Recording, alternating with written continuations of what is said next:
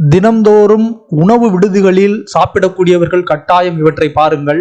ஏனென்றால் கடவுளுக்கு உணவுகளை படைக்கக்கூடிய உணவு விடுதிகளில் நீங்கள் பயமில்லாமல் சாப்பிடலாம். ஏனென்றால் அங்கு உணவு கடவுளுக்கு கொடுப்பதற்கு ஈடாக உண்மையாகவும் கலப்படம் இல்லாமலும் தூய்மையாகவும் அந்த உணவை சமைத்திருப்பார்கள். அப்படிப்பட்ட ஒன்றை தான் நான் இன்று திருநெல்வேலியில் பாளையங்கோட்டையில் அரசு மருத்துவமனைக்கு அருகே உள்ள ஒரு உணவு விடுதியை பார்த்தேன்.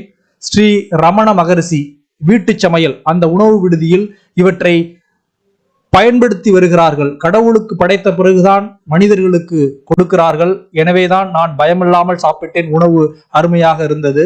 எனவேதான் இப்படிப்பட்ட உணவகங்களில் கண்டிப்பாக நீங்கள் சாப்பிடலாம். இது வரவேற்கத்தக்கது. இது மிகப்பெரிய பழைய பண்பாட்டு முறை. இப்போது பலர் இவற்றை மறந்து விட்டார்கள். இவை மீண்டு வருவது பார்ப்பதற்கு மகிழ்ச்சியாக இருக்கிறது. அனைவருக்கும் பகிருங்கள், தெரிந்து கொள்ளட்டும்.